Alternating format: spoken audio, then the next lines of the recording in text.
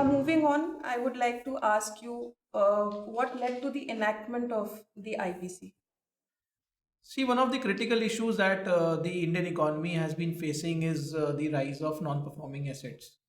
Though the government has taken a lot of measures earlier, like they had introduced Sick Companies Act, SARFACI Act, but all these measures failed because what they were doing were that they were actually coming at a very last stage where the damage has already been done.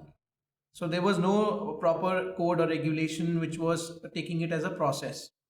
Then there were multiple educating authorities, overlapping jurisdictions, multiple laws, different stakeholders doing their own kind of things to kind of try and resolve things, but nothing eventually worked.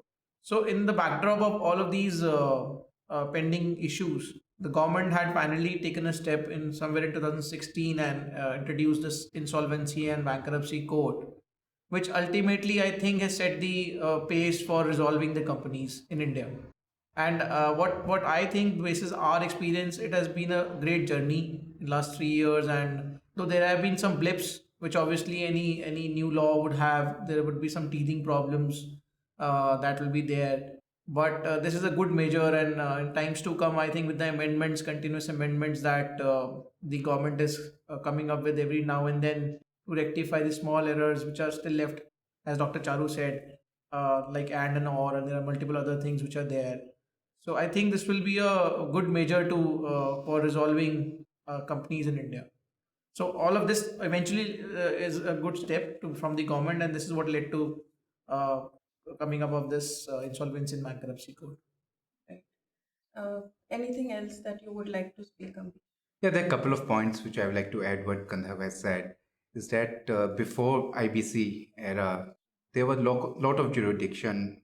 So there was no clarity on the jurisdiction. There were many laws which resulted in lot of delays and the capital used to stuck in some productive assets.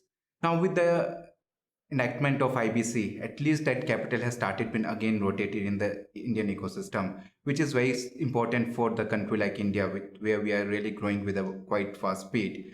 So earlier, if we take example of Bhushan Steel, such a good productive asset is there, but because of various bank issues and other things, that asset was not really operating at a very optimum level. And now under IBC, as now the asset is in the hand of Tatas, we know that it would be better utilized. And accordingly, this would ensure the effective utilization of all the resources. And therefore, it's a great step being taken by Indian government. And I'm sure the way things are moving under the IBC era, this will be helpful for Indian economy. And we should really move towards building it one of the largest economy in the world. What about you, Dr. Charu? See, IBC was a necessity, right?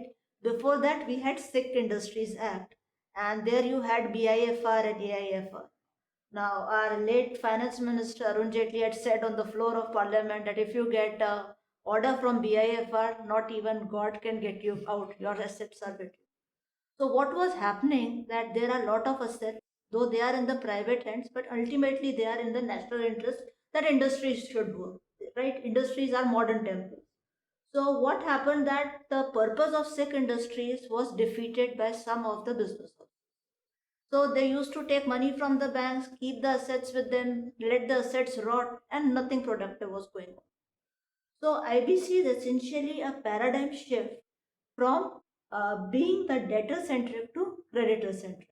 Now the creditor is in control, bad management goes out, assets are there, you have to maximize the value of asset, bring the money back into the economy, give loan to the further people, and make the economy run and make it more developed. So this one single piece of legislation has really propped up the rating of India in ease of doing business.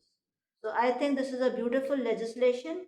But as I have told you earlier, that courts should restrict their interference in the economic legislation.